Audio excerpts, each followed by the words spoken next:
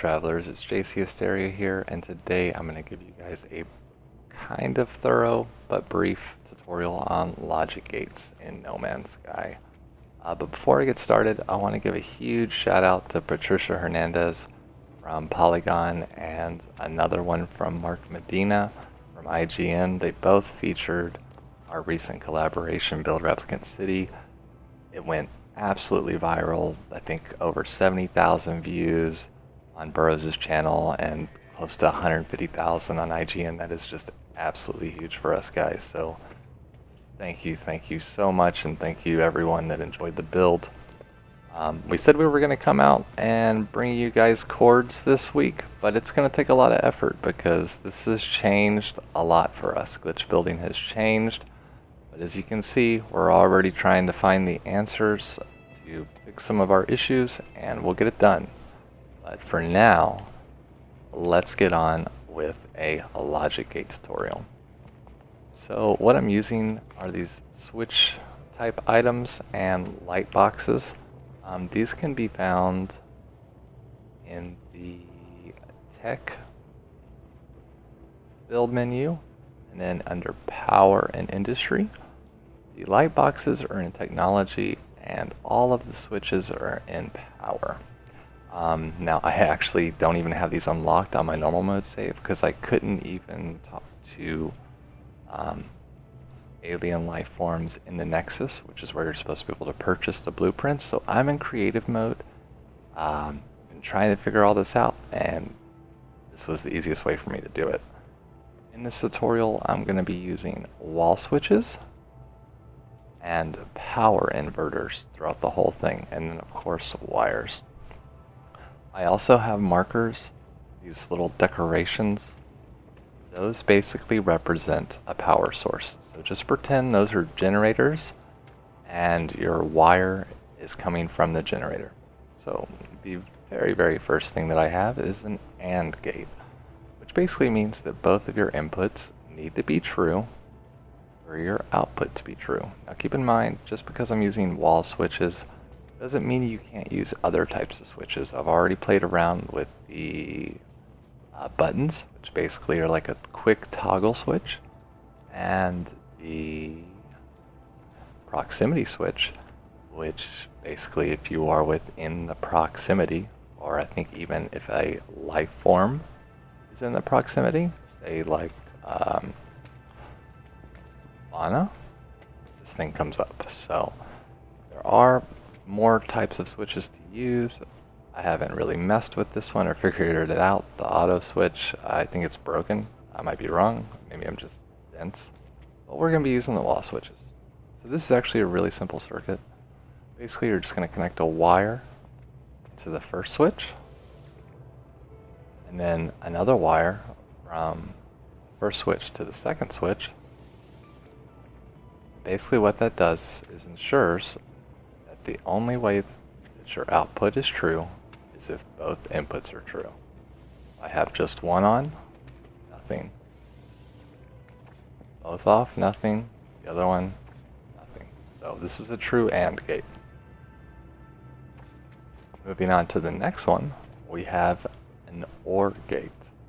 Now this one basically means that the only time this is going to be off is when both switches are off. I can turn on either or, aka or switch, or I could have both on and I'm going to have power. Let's test that out.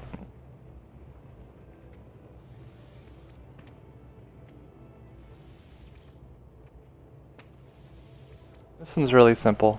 You're just going to have wires to each switch from your generator, and then your output from each switch, you want to make a connection point, and then that connection point go to your output source. The next one I have is the NOT gate. Now you can see this switch is actually turned on, but my light is off. And this is where we're going to use this power inverter. Now in all these examples, I have it rotated this way with a connection point at the bottom, a connection point at the top, and a connection point at the left. And you'll see there's little lights here too can kind of help you. The red portion, or the red connection point with the red lights, that's going to be your input wire, and the green lights are going to be your output wire. So this last one, I call this a modifier, basically meaning if I have two wires going into this, it's going to change my power to off. I don't know how to explain it, but you'll see. So normally the power travels through the switch. Everything's good to go. But if you put a modifier in there, it changes your output, and boom. So this is a NOT gate. Pretty cool, pretty simple. It does have some applications that are pretty neat that I've played around with. Alright, now this is a NAND gate, and it's basically combining principles of the AND gate and the NOT gate. But basically what this means is both inputs have to be on for your output to be false.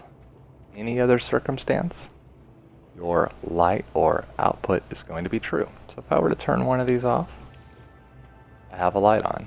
If I were to turn both of them off, light on. I think you get the idea, but it's pretty simple.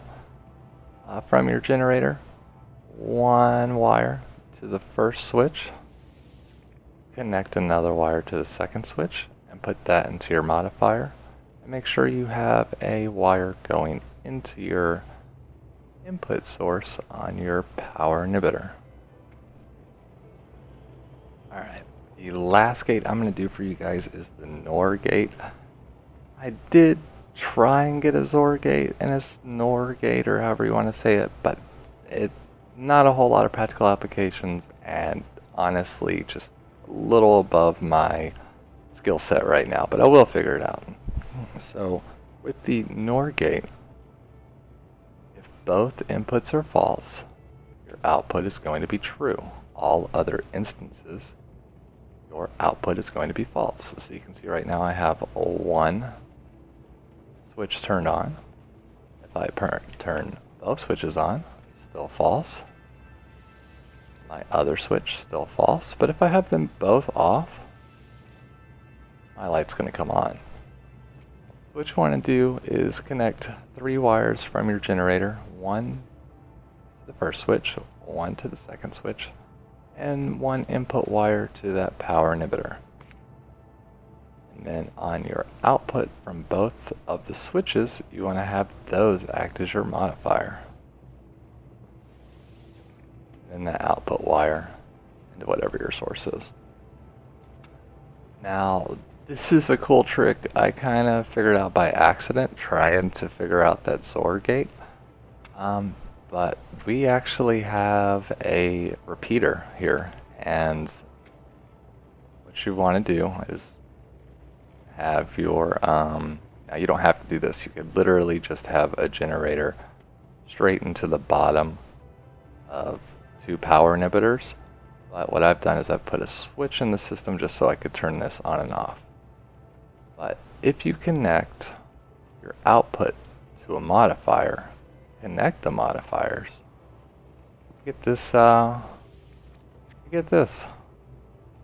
we have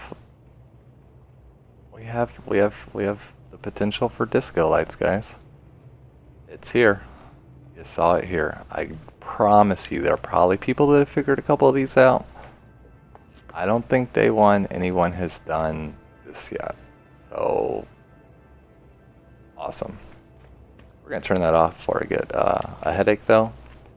But yeah, really cool stuff happening, guys. And if you see, I've actually got some lights hidden in the roof here. One of the things we need to do with the Replicant City build is make it so the wires aren't really visible. But what I'm gonna do, just to kind of give you guys an idea of what to expect and why you should subscribe to the channel, just check this out, guys. I'm just gonna hit this switch. We're gonna see what happens, and if you like it, you're gonna hit that sub button. Alright guys, once again it's been JC. Thanks for watching, but let's have a nice little exit. How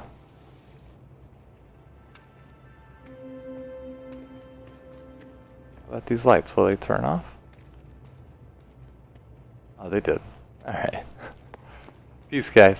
Have a good one.